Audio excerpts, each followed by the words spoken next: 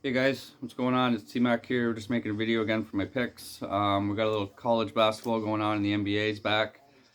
I did say that I'm going to limit my action in NCAA just because things are winding down. So we're going to focus more on the NBA, but obviously we're still going to bet college a little bit. Excuse me. I have 11 bets today. It's quite a few actually. I'm not overly excited about having that many bets out, but I do like all the spots. So I'm going to go ahead and give Marshall and Middle Tennessee breakdown.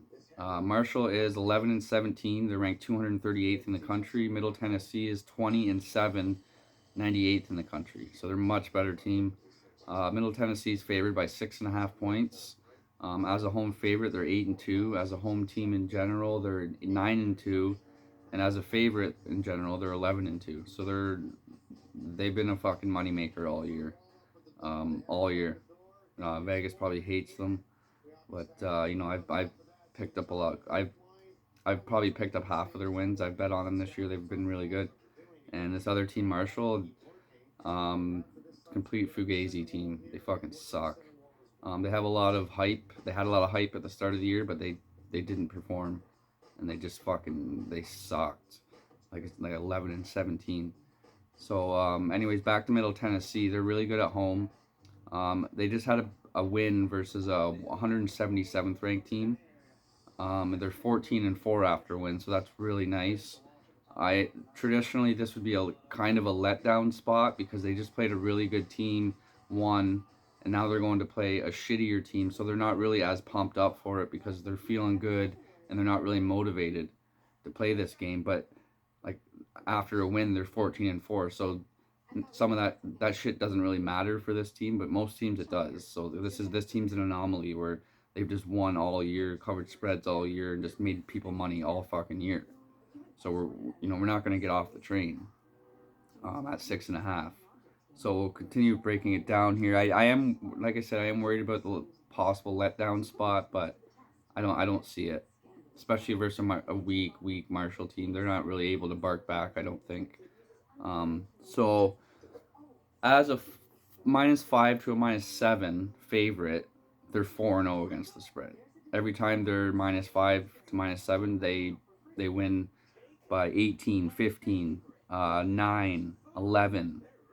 All versus, not all versus, but two of them were versus 170s, and they won by 15 and 18. Then they played a 318, won by 9, which that was probably a letdown spot. They still won the game, though, by 9, and we only need 6 here. So, and then they played a 240 and won by 11. And now they're playing a 238, and they only got to win by 7. I like it. I fucking love it. And as the first half team, they ranked 77th in offense and 200 on defense. Second half, they're 82 on offense and 102 on defense. So they're a little better in the second half. But actually, now looking at this again, I might scratch my one bet for first half. I was going to take Middle Tennessee at first half at -3.5, but I'm going to double look at that again now. I just caught something. But we are going to roll with them at 6.5 full game. -6.5 full game, Middle Tennessee. They should get it done. So we're going to look at Marshall now and why we're not betting them. So as an underdog, they're 2-7. Terrible. As an away team, they're 3-9. And as a dog in general, they're 3-7. So they don't bark at all. They just lay down. They're an old mutt, I guess you could say. But after a win, they just beat a 345th ranked team. So they're feeling good about that. They're going to be motivated to play this team because they are better than who they just played. So it all does kind of set up for a letdown spot and Marshall to kind of step in and cover the number. But as we continue to break it down, so after a win, Marshall's only 3-5. So they're not motivated after they win. They're like I said, they lay down, but they could get up for this spot against Middle Tennessee because they are a really good team. They just won, so they're feeling good as well. I am a little worried about that, but that I would be more worried about that if this line was at like 9 or 10. But at 6, I feel like we're in a fucking great spot here. So when Marshall is an underdog between 4.5 and 7. They're 1-2 against the spread, so not great. These were against they played a 107 on the road, and they lost by 23 points. They played a 174 and won by 9. And then they played a 170 again and lost by 24. And now they're playing a 100 ranked team, and you want them to cover 6 points, and they were losing 23 and 24 to 100 and 170. It makes no sense, right? It really doesn't. So that, and then we're gonna look at the first half. They're 126 ranked offense to 351 defense. There's only 355 teams, I think, in it. So they're right at the bottom for defense. And then the second half, they turn it up in their offense. They're a 40 ranked offensive team.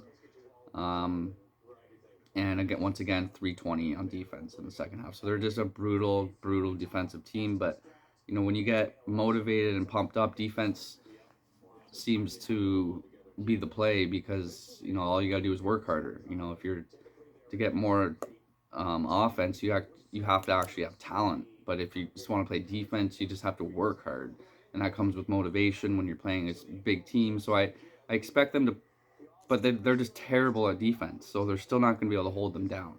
So I do lean to the over in this game as well, but I'm not betting it. That's the full breakdown of that game, guys. I hope it makes sense. I hope you guys enjoyed it. I'll give you my other picks. I have College of Charleston at plus 4.5, and I also sprinkled a little bit of the money line on them. I like them a lot today.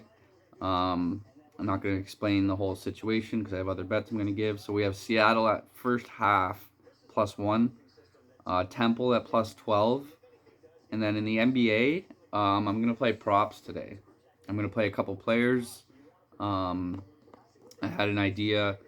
It worked out last year for one of the players anyways. So the All-Star game just got done. And so imagine you're a really, really high-end player and you don't get selected to go to the All-Star game. So what do you do to show that you're worthy? So when this shit starts back up, you're going to fucking be balls to the wall, all out. So I went, I talked to a guy about this earlier, and he said usually you're supposed to do this right before the All-Star game, which does make sense, but I think it'll carry over into the first couple games into the second half of the season. So for the props, I have Darren Fox of Sacramento, I believe he is. I got him to go over 23.5 points. Mikal Bridges, I believe he plays for Phoenix. I can't remember. I don't play props a lot, but this is just a situational spot that I'm kind of excited about. So I got Mikal Bridges over 1.5 3-pointers. Anthony Edwards over 22.5 points. Jaren Jackson over 6.5 rebounds. And Jaren Jackson over 17.5 points. So those are my picks for today. I'm going to head out here soon. I hope you guys enjoyed it. Hopefully make another one tomorrow. We'll see. Have a great day, guys, and we'll see you soon.